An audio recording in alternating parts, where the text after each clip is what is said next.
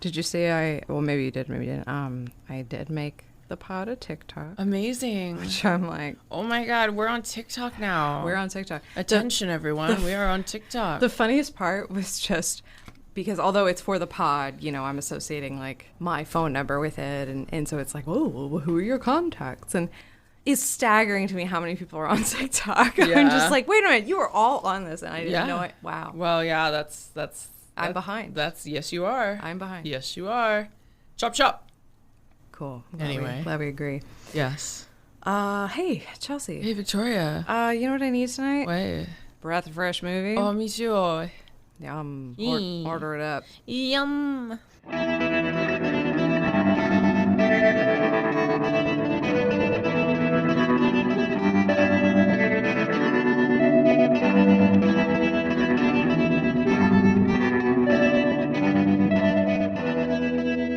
This is a Breath of Fresh Movie, a weekly podcast where me, Victoria Harley, And me, Chelsea Pope. we watch a movie neither one of us has seen before, and then we talk about it. We may not talk about everything, but we're going to talk about anything. So ding, ding, ding. Spoilers ahoy, mateys. Arr. Arr. Yeah, very good. Avast there. It'd be too late to alter course. That's right. Well, I mean, yeah, I guess they can. No, they can't. No, They can't. You try to change the station. You're right. This is Breath of Fresh Movie. Change the station. You cannot escape. You cannot come out. Go ahead and try to turn us off. Today's episode is about the 1934 drama of Human Bondage, directed by John Cromwell. Meow. Just going to say, a lot of false advertising. There's no bondage. Yeah. So. It sounds sexy, though. It sounds really sexy. But Sounds. they should really just call it like of human guilt.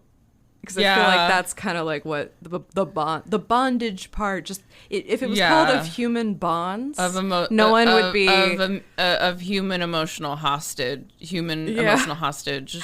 An English medical student with a club foot abandons his artistic aspirations and then falls in love with Mildred Rogers, a callous and manipulative waitress. But I kind of love her. Yeah. I right? mean, you know, it's Checkpoint Chelsea. That's really. I mean, can't spoil it. It's just a fucking movie. It's this one's one of those. This isn't gonna blow your mind. The story. It's a coming. If anything, it's kind of confusing. It's a guy who is defined by, and it's based on the book too. A guy who defines himself by his relationships with these women, and he's got the clubbed foot, the inadequacy of himself with that, and how he becomes so love struck and easily cucked. So easily. Because he's an insecure little banana. He's a bit like, I immediately was like, am I supposed to be invested in this guy? Because I'm not. Yeah, well, it's interesting. Yeah, I mean, you know, I'm sure in your notes, you'll expand more on the book. But I was curious because the book is pretty substantial, and this movie's only an hour 22, and it's really focused solely on the Mildred thing. Whereas the book, my impression, it's much longer. It's much longer, and it's much more about his. How he comes into his own. He defines himself through these relationships. And, you know, I didn't read the book. I just watched this movie. Yeah, It sounds like he has maybe a little bit, we get a little more nuance in his perspective. He is not just this, this sick codependent guy. This is very like 500 Days of Summer before 500 Days of Summer. It really is. But also like not totally accurately, because at least in 500 Days of Summer, Zooey Deschanel's character was not a feisty bitch. Yeah. But we love her for it, Bette Davis in this. Yeah. And you're watching it for her. Just like we watched Little Foxes pretty much for her. Yeah, and Rain for Joan Crawford. And Rain for Joan. Yeah, so you know, this is one of those. It's one of those. This isn't something that you're gonna be spoiled by necessarily for knowing he gets in this toxic relationship. It's only one way that can end. Yeah, because he, he's just as complicit in putting her on this pedestal, and she's pretty straight up from the get with him. So just like with 500 Days of Summer, these are guys who they want to idolize this unavailable woman who makes it very plain that Yeah. they're not interested. Yeah. But then because the guy is so available, so willing and eager to be stepped on, you know, she takes advantage of that. Yeah. And he becomes a little bit of a bitch for it. It really does. And then by the end of the film, by the end of the film, he basically, and again, I did some light research on the book this is based on, but the way the movie ends, it really does, it strongly reminded me of 500 Days of Summer, because he finds out about Mildred basically torpedoing, and then he just straight up is like, I want to marry you to this next woman. Like, he just keeps proposing to women. Okay. He's just a serial monogamist. Also, what happened to Nora? I don't know, but that's the thing. He just kind of moved on. It's just all these disposable women. Yeah, you know. I was like, Nora loved you, and yet because as much as he as bitchy as he was about Mildred, especially towards the end, that he wants the pursuit, and we're supposed to act as though he's freed from her. That's the way that they talk about it, but really he's just trying to shove someone else in the Mildred hole. He's just jumping from his summer to his autumn here. Yeah, you know, and so that's what it made me think of. So he's not necessarily, at least in the film, and again, book seems different, but at least in the film, just kind of a pile of goo. Not a whole lot going on there. Yeah. Is it like in King of the Hill? It's like he's kind of a pile of mud. You can't build him up, but you can't break him down, or something. Talks when they're talking about Bobby. You can't build him up. Yeah, it's like pile of mud. You can't build him up, but you can't break him down. That's true. I guess you can break this guy down. I mean, you're right in that. I actually didn't do really any looking into the book. I was like, I'm just going to focus on the movie. But the thing I heard was that the Mildred Rogers, which is Bette Davis' character, is but one episode in a long novel. Exactly. Of a and life. so again, the book is pretty thick, and you go, I went on YouTube, was trying to look for more, just a little more research and review about, and a lot of people have opinions about the book, but the movie, it's very different. There's not as much out there, not as much easily searchable, at least by way of YouTube, I should say. And then people are holding these thick ass copies, and it caught my attention that Somerset Maugham is the author, because they're pretty prolific and well known, and it just makes me think of that song One Night in Bangkok. Sweet. It was tea girls warm and sweet, Somerset up in the Somerset Maugham suite. That's great. Yeah. Nice. Yeah, I had to learn all the lyrics to that for Somerset Maugham is from Chess. It's like the hit flop musical Chess. It's such Somerset Maugham suite. Somerset Maugham suite. It's just a name that you hear, you see it, and you're like, Somerset Maugham. It's one of those, like, there's so many extra letters in mom. Like, it could be M-A-M, but instead it's like M-A-U-G-H-A-M. Yeah, they just made it all complicated. It's like Ted Shaw. It's like, Mad Men. A lady in the Midwest, Kaylee, with like 2 G's and an extra and Y, an X for some reason.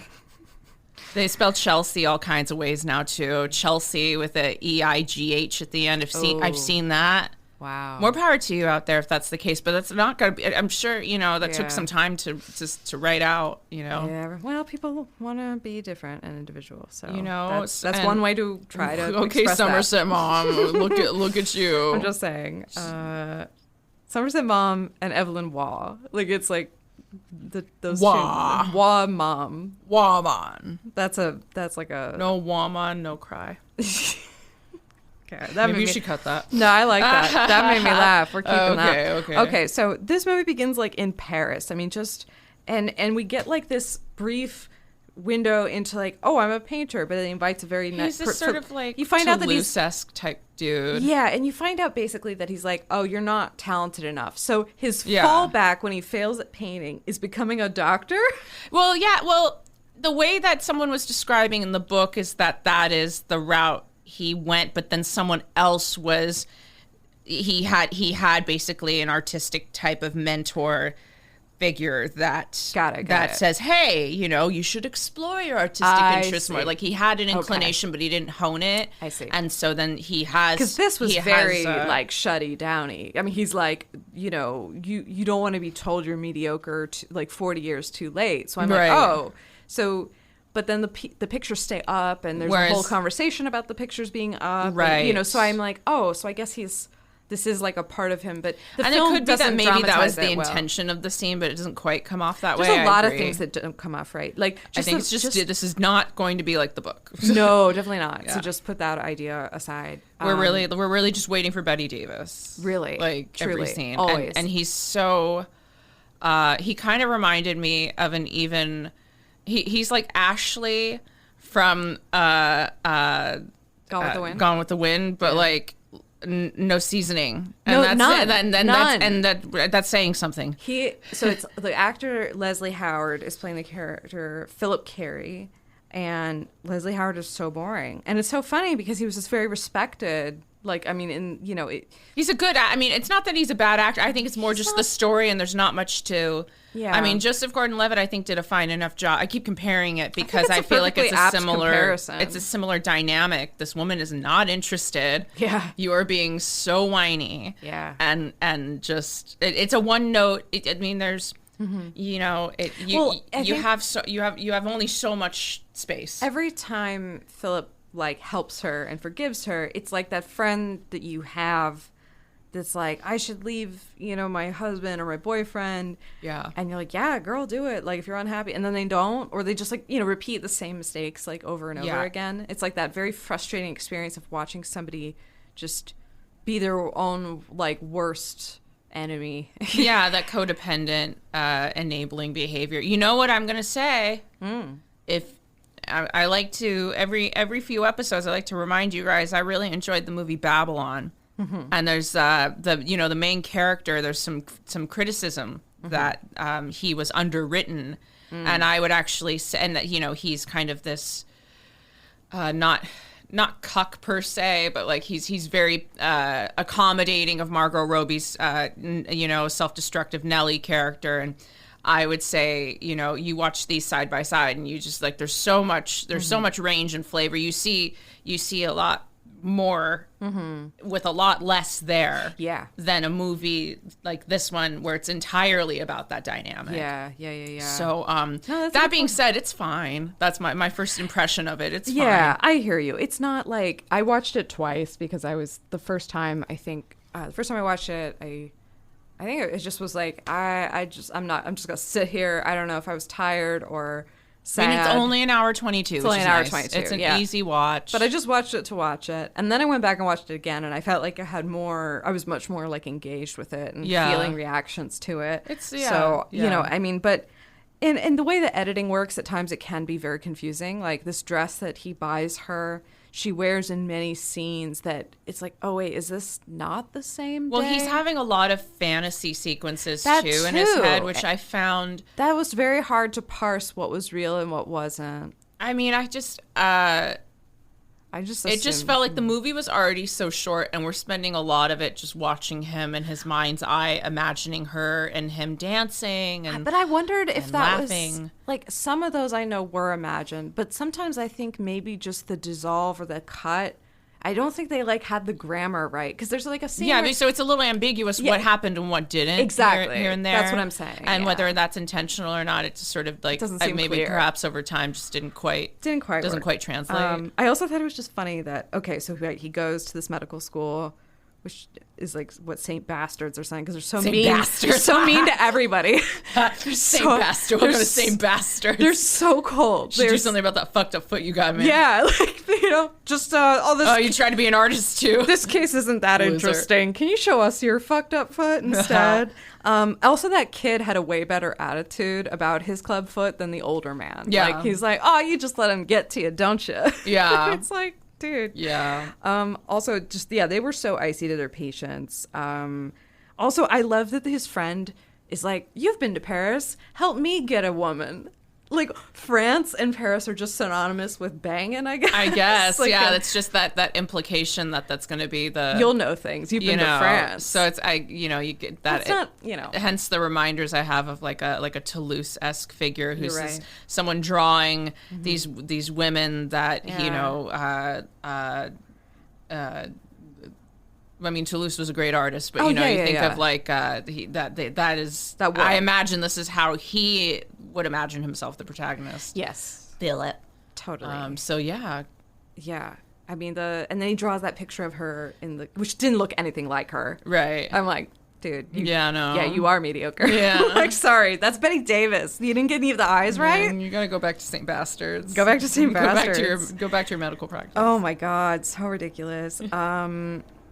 Also, at one point, when he first meets her, he basically tells her to smile more. Not in those words exactly. Yeah. But I'm just like, ugh. Yeah, no. Yeah. I mean, and she's also a waitress, which is a job that, like, you know, it's such a forced hospitality. Like, it's a forced dynamic of pleasantry with men who can, like, misinterpret that or misconstrue that.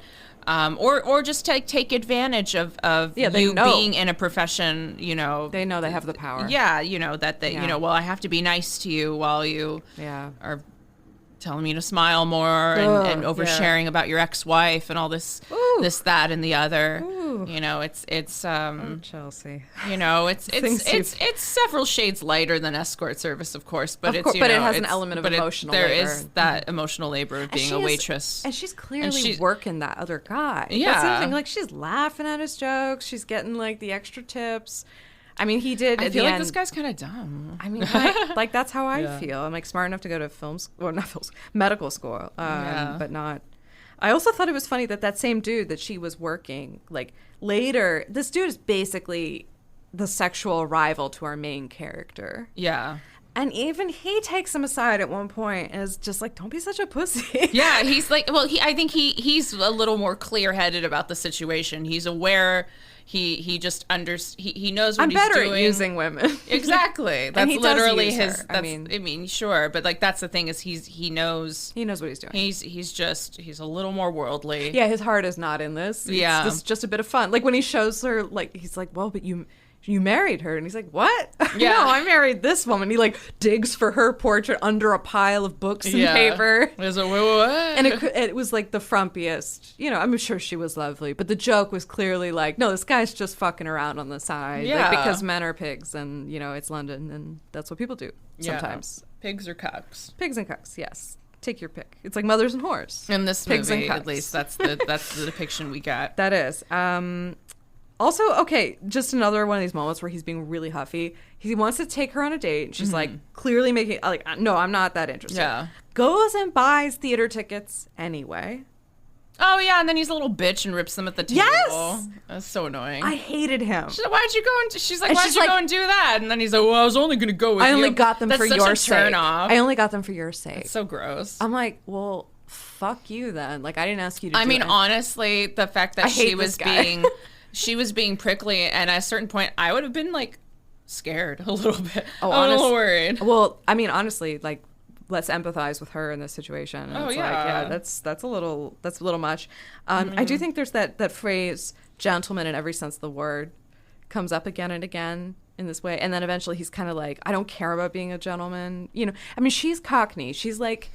And I mean, some people think the accent is terrible, but I heard Bette Davis talking about this character is Cockney, but she's trying to sort of put on airs. Right. So that's what makes that the one scene that you see spliced up like a bajillion times again on YouTube when I'm trying to look for analysis, and it's just a bunch of cuts of the "I wipe your kiss from my mouth" scene. Yeah. Because that's when you just see it really let loose, because at that point she's no longer doing that. I don't mind. Yeah. I don't mind. And then it's like, I've turned off your mouth and we'll laugh at you. I disgust you. I disgust you. She's just like, it was good to see it, like to actually see that scene that it's from, because I remember it from the Be Kind Rewind. Exactly, yeah. And it was like, what is she saying in this scene? Yeah. And it's so, just wipe your kiss off her my like mouth. cocked eyebrow. Like it's just a very great scene. Oh, she's delicious. And she delivers the hardest speech in like the softest look. Like she's got on this like silk nightgown, because she was a moment before trying to seduce him, and he shuts her down, and that's what does it. Like she's like, and she's not even doing anything particularly offensive, and at that point he's like, and I'm like, well, you little fucking douchebag. He says you disgust me. Oh yeah, no, let him have it. Yeah, I'm like, you had this coming. We're supposed to like this guy. That was the issue I had the whole time. Was I'm like, and it's not just because I know this is my little douchebag, such an important Bette Davis role, but it really is like she does walk away with the picture. I don't really feel invested in him. I just, and even though she does things like, you know, she trashes his apartment and like takes a knife to the paintings, we love watching her do it. Yeah. It's like, oh, she's alive.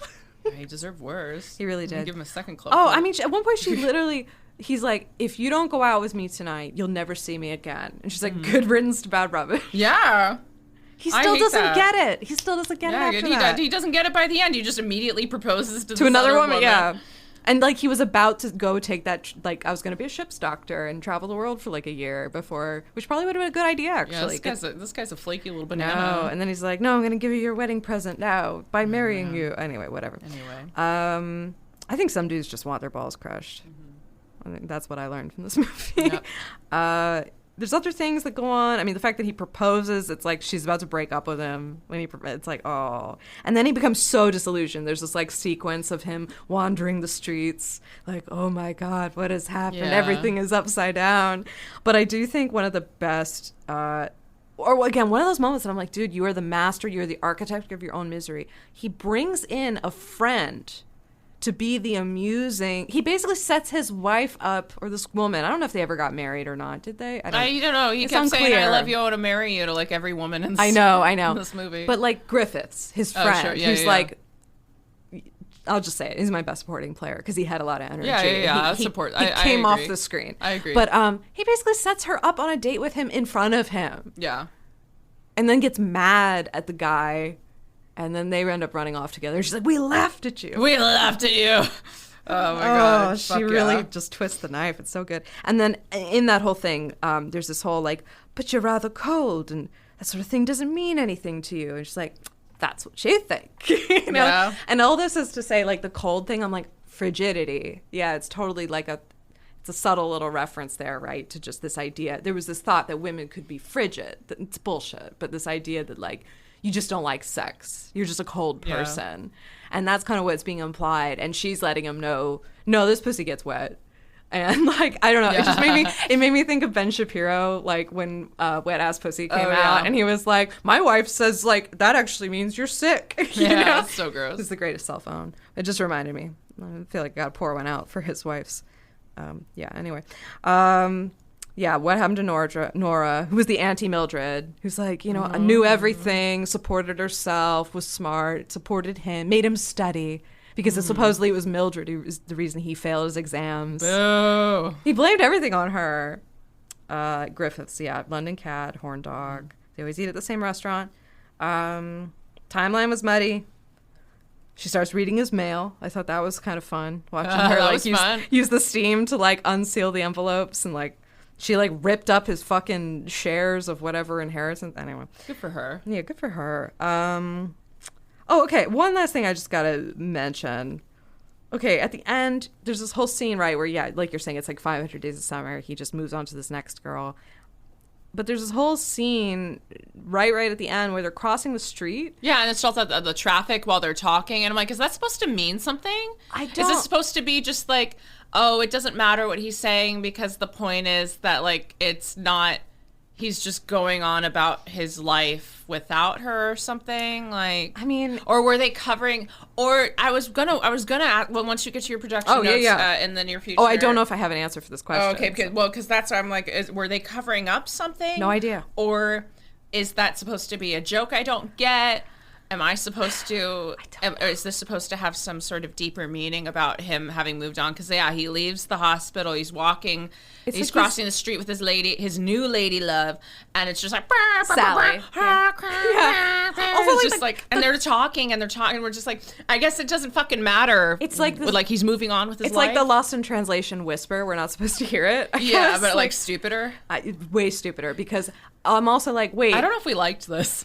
I mean, I do. It's because of Bette Davis. But I have, like, it's almost because of what goes on behind the movie, and then that like, you disgust me. Like, that whole speech is like what you're waiting for. It's just her movie and all this other stuff. Yeah. It's just because that's how I look at that scene. It's just like, Well, it might as well just be a bunch of traffic noises. I don't give a fuck what these people are saying. True. She's gone now. True. She's gone. I'm with you. I mean, at that point, I'm like, is this supposed to be a happy ending? Oh, God, this is how it ends. Okay, great. Yeah, it literally is supposed to be a happy ending. This is the happy ending. Real cute. Yeah. But the whole horn thing, I'm like, but the cop is like watching them cross. I'm like, are they actually holding up traffic? Like, are they being the most oblivious assholes right now? And like, not that that's actually the comment. Oh, what? God, Christ, what an asshole. Like, damn. Like, do you not hear that?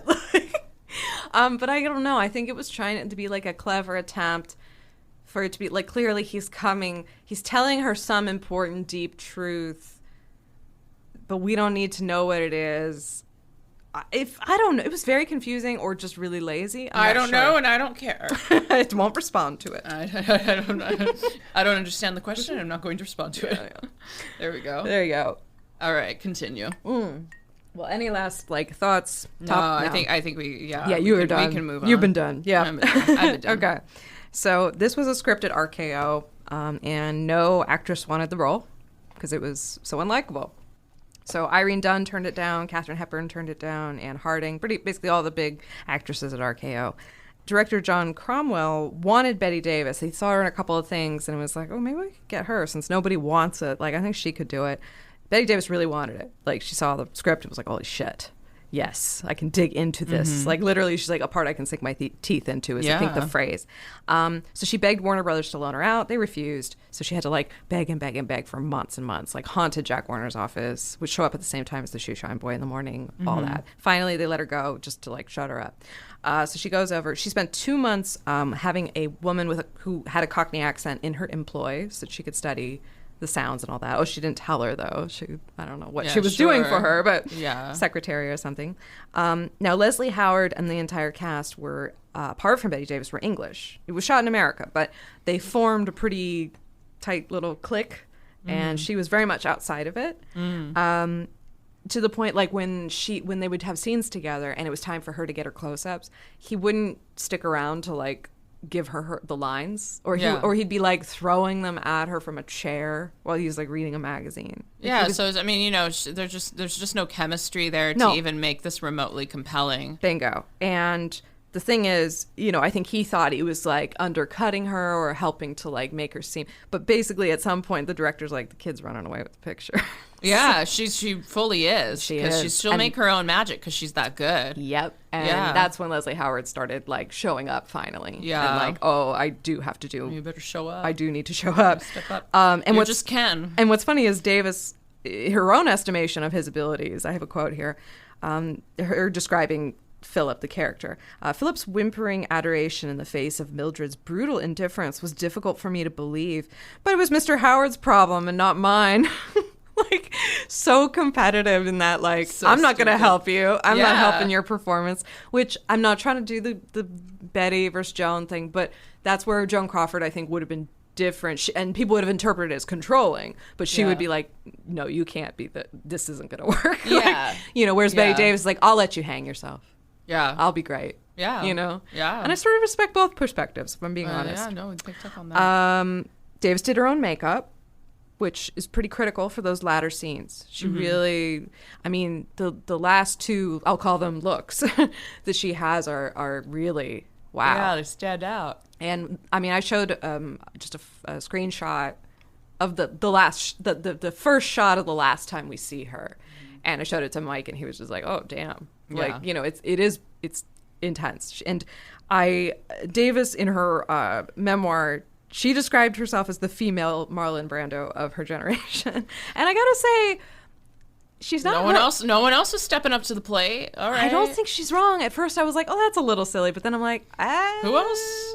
Who else? And she's a woman too. Anyway, Bette Davis, we love her.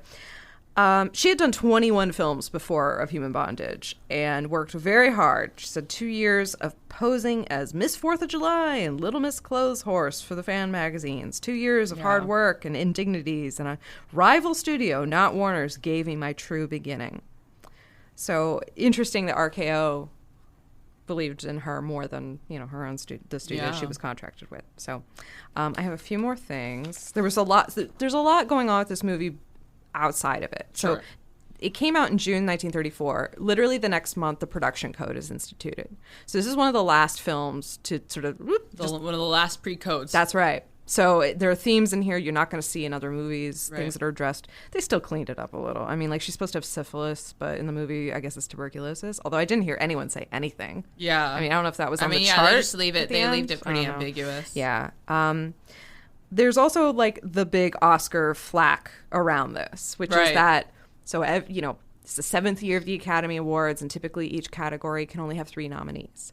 And among the 3 nominees, Bette Davis was not included. Neither was Myrna Loy, and both for Thin Man and Betty for this. And people were outraged, particularly about Betty. Mm-hmm. And the Academy was already kind of like very adversarial with many aspects of Hollywood, like the WGA and SAG and the DGA. They were basically saying, if you want to be in the Academy, you have to quit your union. Mm-hmm. Otherwise, you're not going to be eligible for any of these awards or anything. So they ended up losing half their members in the Academy because people were like, fuck you. And they actively worked to disrupt negotiations between those talent groups and the studios. So all this went down, and they decided last minute that the final ballot for the Academy Award voters would have a write-in section. And so Bette Davis is thought to have been, you know, the biggest writing candidate. However, the award was still given to Claudette Colbert because that was the year that It Happened One Night swept the Academy Awards and just picked up everything. It was good. It was just gonna. It's a great movie. It's just a solid movie. I definitely like that movie more than this. One. Yeah. Oh, same. I'm 100%. Well, they also have chemistry. I mean, her and Clark Gable, like so much fun to watch. Actually, like enjoying each other. Well, whether they liked each other or not, they looked like they liked each other. They worked well. We actually got to see a lot of scenes of them side by side sparring. You know, much better. No, so I get why. It's just a more compelling story. Yeah, I get though why people were frustrated, and what ended up happening was, you know, it all went down. Now, if you actually go on the Academy website today, Bette Davis is technically listed as the 4th nominee, but that's like interesting that the Academy, in hindsight, wants you to think they definitely want to borrow that clout. They want to borrow. That's all they do now. Now that she baked the bread, they want to slice. They want to help her bake that bread. They wouldn't help her get the grain. Yeah. There was also another element to the Academy pissing people off, which is the critics were also outraged by.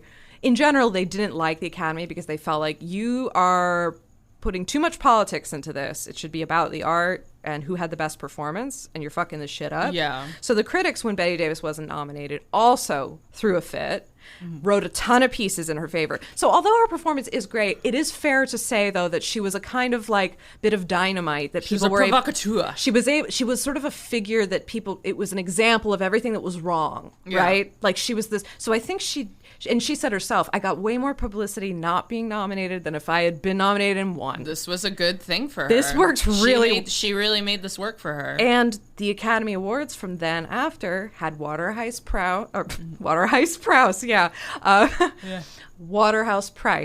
do the voting and make sure there was no shenanigans. Because people at that point were like, Bette Davis had to have won. There's no way she didn't win, and yet she still didn't win. Yeah. So what gives? It caused a lot of change to happen, and it caused the formation also of the New York Critics Circle Awards, which I mean they don't rival Academy Awards today, but you know, good for them for being like, fuck you, we'll start our own thing. Yeah. So nothing changes. It's basically what I'm getting at with all this. Time is a flat circle. Time's a flat circle.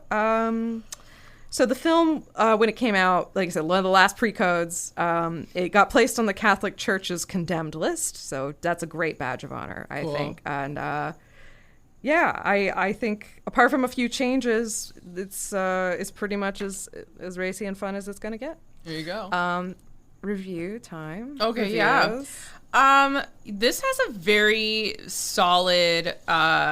everybody has a very polite, like roughly 3-star rating for this on Letterboxd. I've noticed. I think that is polite. I think it's very polite. I think this is all it's a lot of love for Bette Davis in particular. She inspires it. Yeah, let's see. We got Todd, 3.5 stars. Some dude talking to Bette Davis, : you disgust me.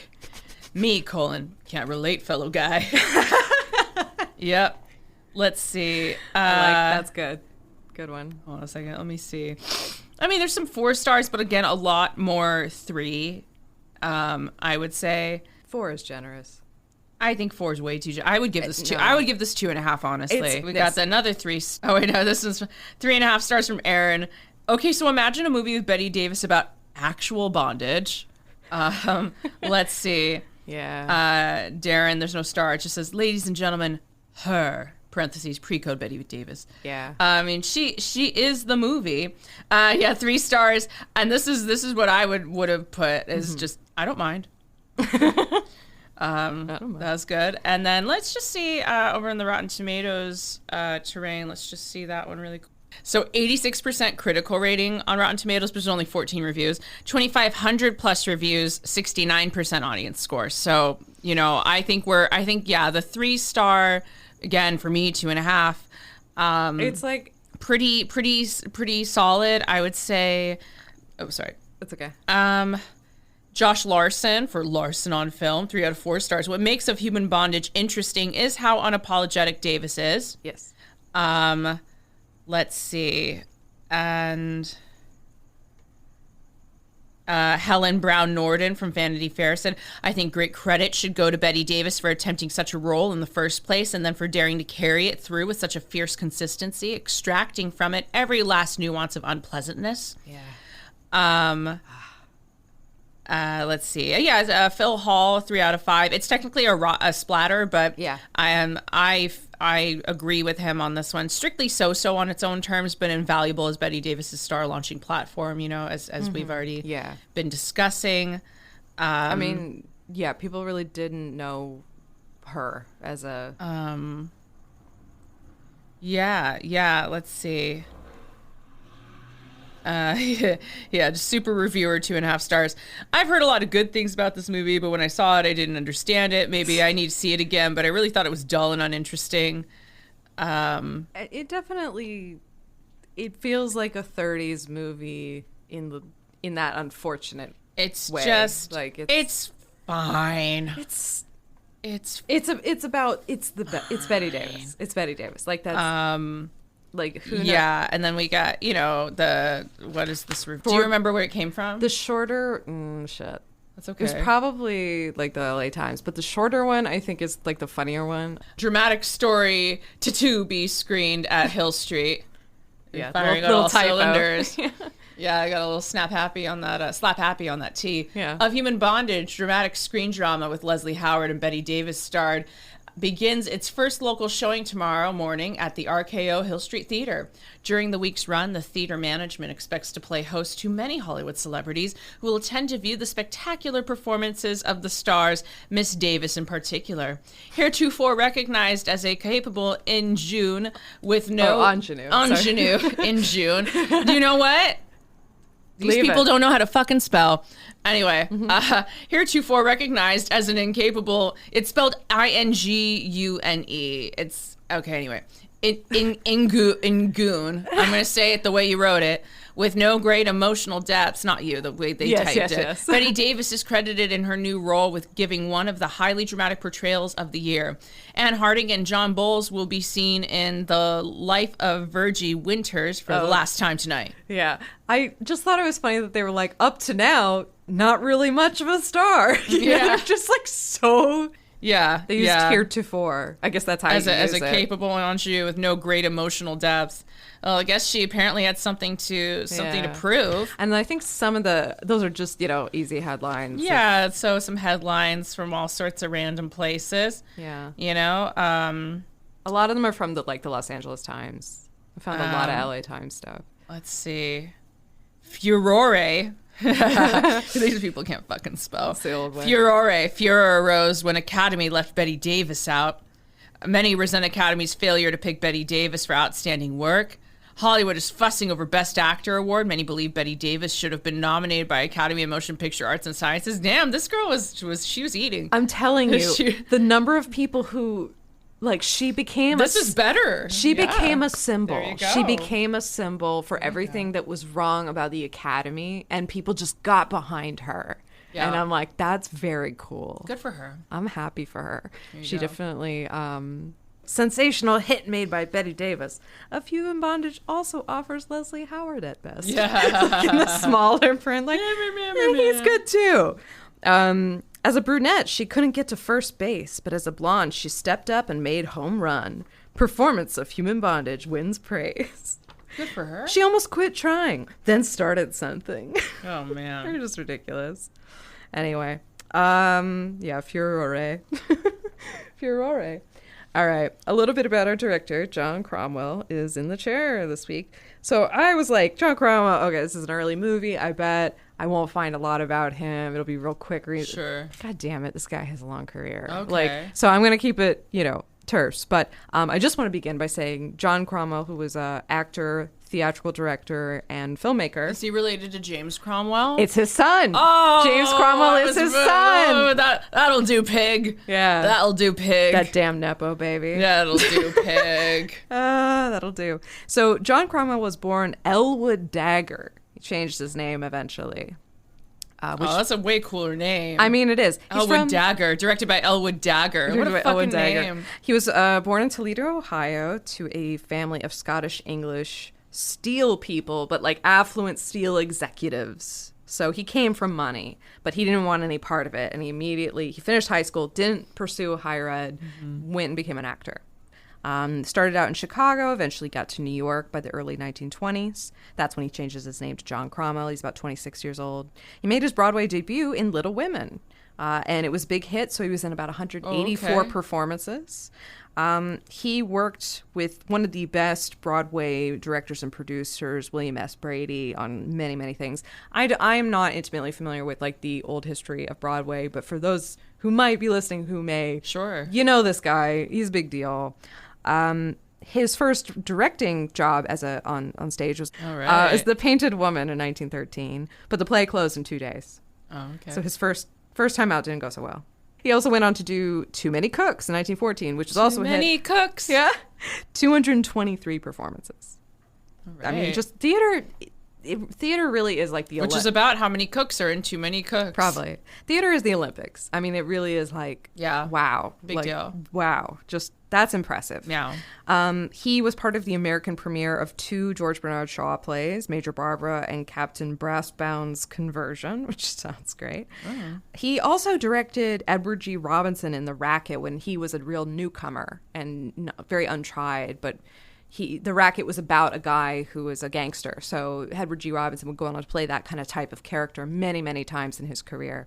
I just think it's interesting. He was there. He also, John Cromwell, knew Humphrey Bogart when he was basically a kid hanging out at the Playhouse and cast him in something at one point. So he has this really, and what happened was, film went to sound and they started pulling people from Broadway to be dialogue directors because they're like, well, we got film people, but we definitely need somebody who knows how to work with actors and get them to say the right things at the right time.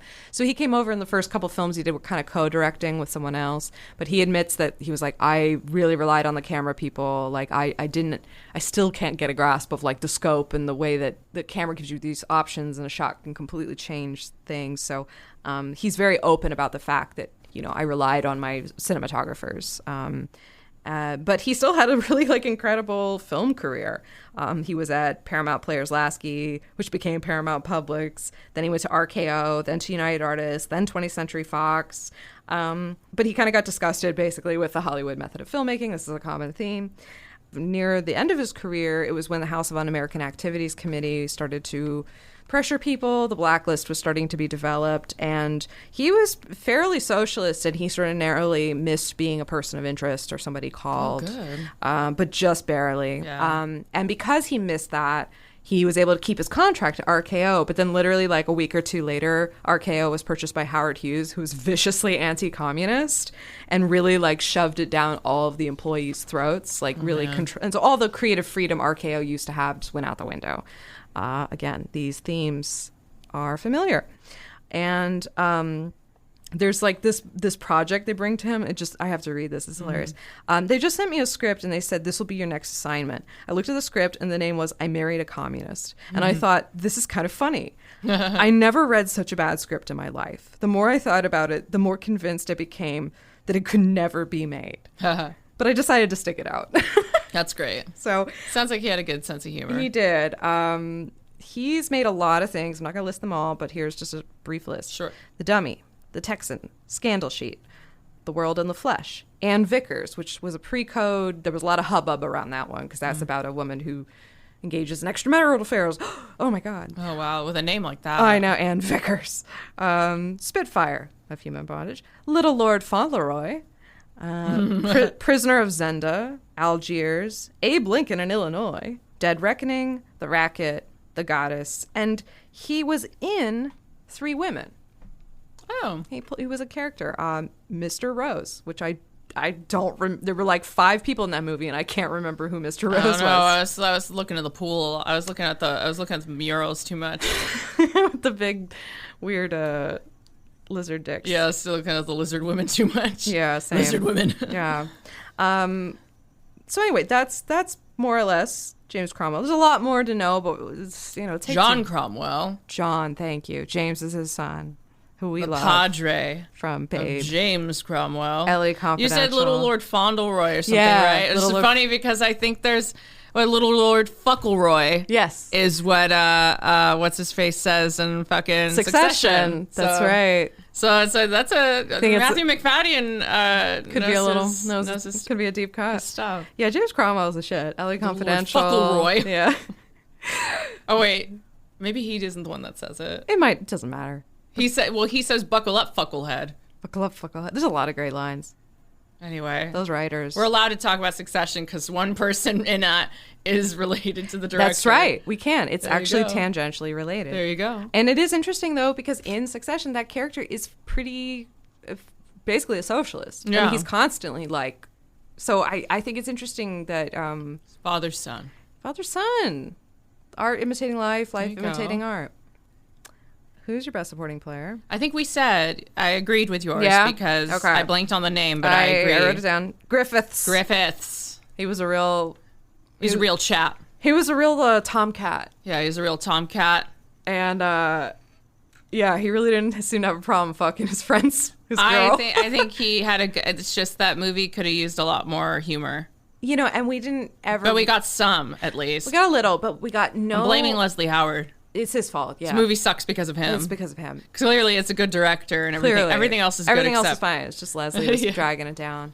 Leslie Howard. Leslie made all those cars honk. I didn't bother to look into what else Leslie Howard is in, but I'm like, I don't know this guy.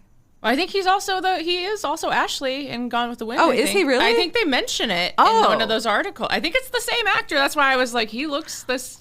I think it's the same dude. Okay. You know what? Nobody cares. Nobody cares. No, it's fine.